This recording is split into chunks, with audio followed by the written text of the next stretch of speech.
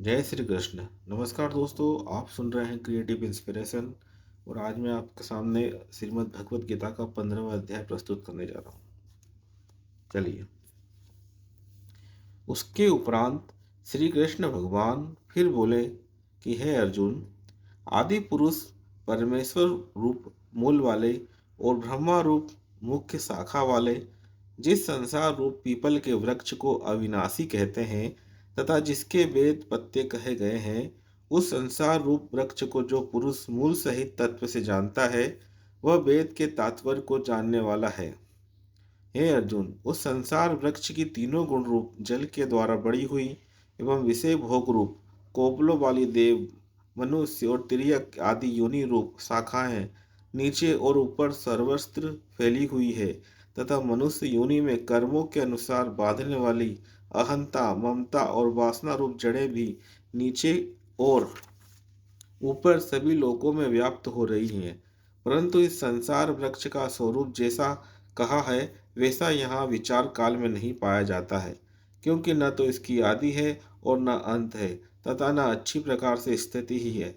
इसलिए इस अहंता, ममता और वासना रूप अति दृढ़ मूलों वाले संसार रूप पीपल के वृक्ष को दृढ़ वैराग्य रूप शस्त्र द्वारा काटकर उसके उपरांत उस परम पद रूप परमेश्वर को अच्छी प्रकार खोजना चाहिए कि जिसमें गए हुए पुरुष फिर पीछे संसार में नहीं आते हैं, और जिस परमेश्वर से यह पुरातन संसार वृक्ष की प्रवृत्ति विस्तार को प्राप्त हुई है, उसी ही आदि पुरुष नारायण के मैं शरण हूँ। इस प्रकार दृढ़ निश्चय करके नष्ट हो गया है मान और मोह जिनका, तथा जीत लिया है आसक्ति रूप दोष जिनने, और परमात्मा के स्वरूप में है निरंतर स्थिति जिनकी, तथा अच्छी प्रकार से नष्ट हो गई है कामना जिनकी, ऐसे वे सुख दुख नामक द्वंद्वों से विमुक्त हुए ज्ञानी जैन उस अविनाशी परम पद को प्राप्त होते हैं। उस स्वयं प्रकाशमय परम पद को न सूर्य प्रकाशित कर सकता है, न चंद्रमा और न अग्नि ही प्रकाशित कर सकता है, तथा जिस परम पद को प्राप्त होकर मनुष्य पीछे संसार में नहीं आते हैं, वही मेरा परम धाम है। हे अर्जुन, इस देह में यह जीवात्मा मेरा ही सनातन अंश है, और वही इन त्रिगुणमयी माया में स्थित हुई मन सहित पांचों इंद्रियों को आकर्षण करता है। कैसे कि वायु गंध के स्थान से गंध को जैसे ग्रहण करके ले जाता है, वैसे ही देहादिया को स्वामी जीवात्मा भी जिस पहले शरीर को त्यागता है, उससे इन मन सहित इंद्रियों को ग्रहण करके फिर जिस शरीर को प्राप्त होता है उसमें जाता है। उस शरीर में स्थित हुआ यह जीवात्मा श्रोत्र, चक्षु और त्वचा को तथा रसना, घ्राण और मन को आश्रय करके अर्थात इन सबके सहारे से ही विषयों को सेवन करता है। परंतु शरीर छोड़कर जाते हुए को अथवा शरीर में स्थित हुए को और विषयों को भोगते हुए को अथवा तीनों गुणों से युक्त हुए को भी अज्ञानी जन नहीं जानते हैं। केवल ज्ञान रूप नेत्रों वाले ज्ञानी जन ही तत्व से जानते हैं, क्योंकि योगी जन भी अपने हृदय में स्थित हुए इस आत्मा को यत्न करते हुए ही तत्व से जानते हैं। और जिन्होंने अपने अंतःकरण को शुद्ध नहीं किया है, ऐसे अज्ञानी जन तो यत्न करते हुए भी इस आत्मा को नहीं जानते हैं। हे अर्जुन, जो तेज सूर्य में स्थित हुआ संपूर्ण जगत को प्रकाशित करता है, तथा जो तेज चंद्रमा में स्थित है और जो तेज अग्नि में स्थित है, उसको तू मेरा ही तेज जान।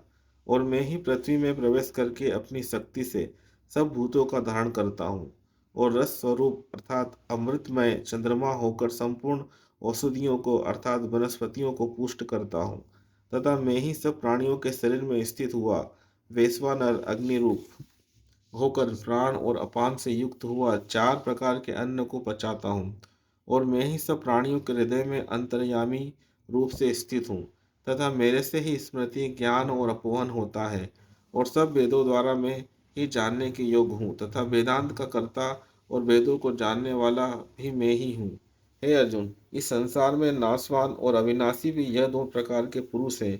उनमें संपूर्ण भूत प्राणियों के शरीर तो नाशवान और जीवात्मा अविनाशी कहा जाता है, तथा उन दोनों से उत्तम पुरुष तो अन्य ही है कि जो तीनों लोकों में प्रवेश करके सबका धारण पोषण करता है।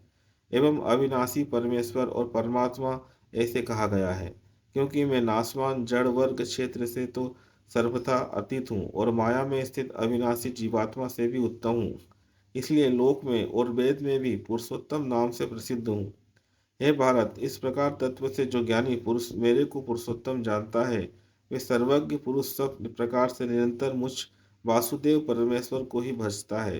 हे निष्पाप अर्जुन, ऐसे यह अति रहस्य युक्त गोपनीय शास्त्र मेरे द्वारा कहा गया। इसको तत्व से जानकर मनुष्य ज्ञानवान और कृतज्ञ हो जाता है, अर्थात उसको और कुछ भी करना शेष नहीं रहता।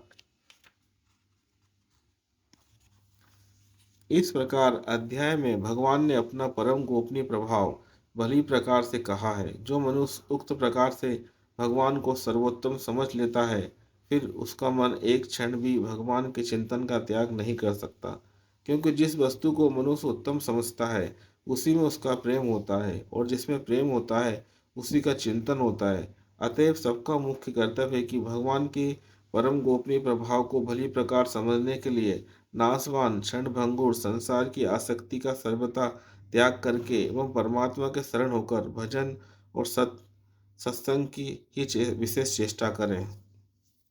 यहाँ पर 15वां अध्याय समाप्त होता है।